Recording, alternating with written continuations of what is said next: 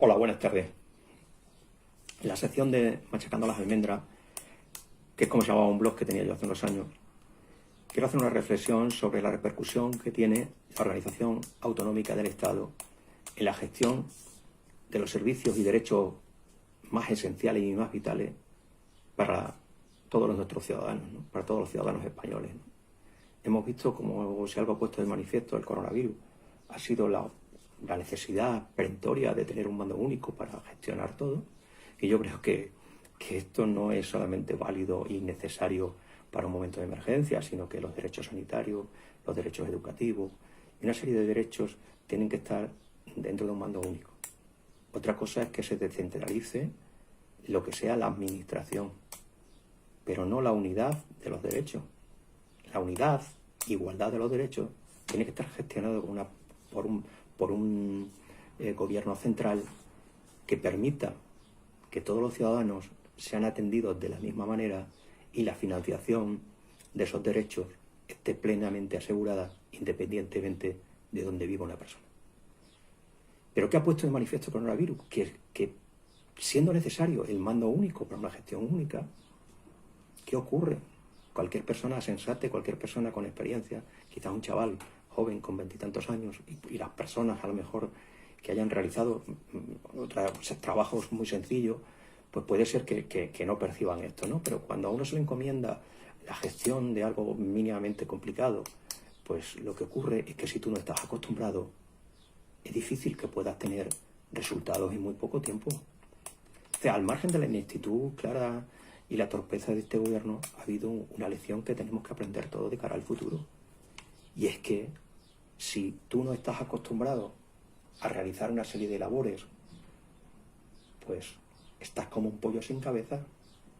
Si tú no tienes una estructura administrativa, unos responsables administrativos, una serie de directores generales, una serie de personas que están acostumbradas a gestionar y a llevar a cabo una función, cuando tú se la encomiendas y se la encomiendas en un momento de emergencia, lo que se produce es una catástrofe, como se ha producido. Ahí estaba en rueda de prensa la jefa de compra de la Seguridad Social, la pobre, estaba más perdida que un monaguillo en Rusia.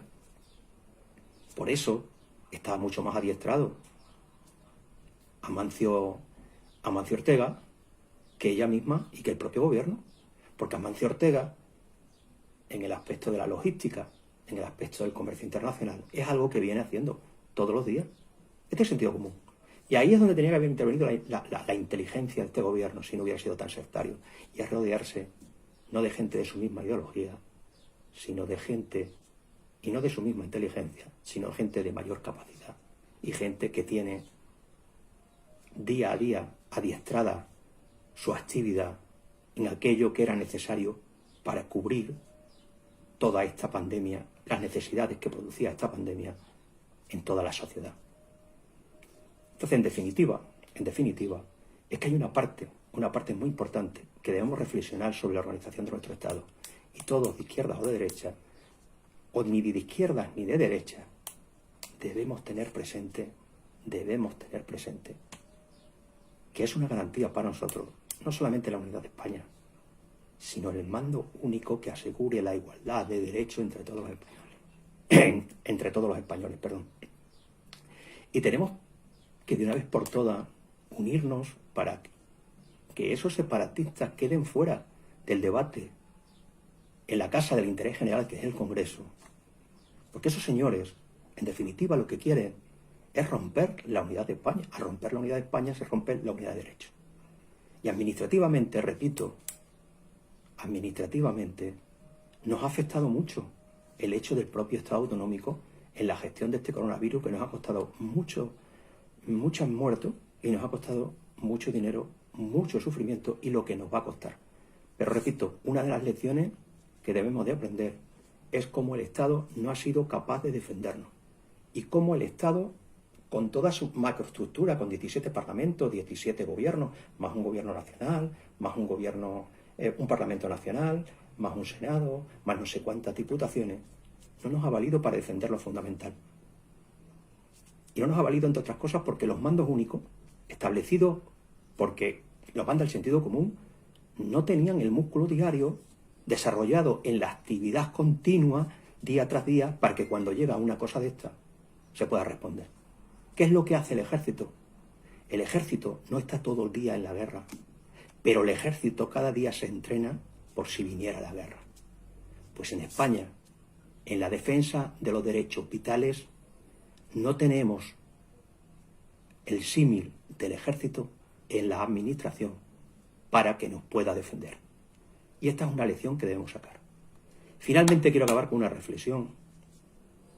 Esa reflexión que yo siempre digo, que tenemos que pensar por nosotros mismos. Y a mí me revienta que nos tomen por tontos. Mire, ustedes nos dan los datos que quieren, que no son exactos. A mí como ciudadano y en defensa de ese interés general del que hablaba antes, lo que me interesa ahora es que ustedes me digan los datos de los confinados cada día, de cuántos asintomáticos se han detectado en cada día. Y en defensa del futuro de nuestra salud y en defensa del futuro de nuestra economía, yo exijo a los políticos de izquierda y de derecha que estén en las autonomías, en las diputaciones o el gobierno central.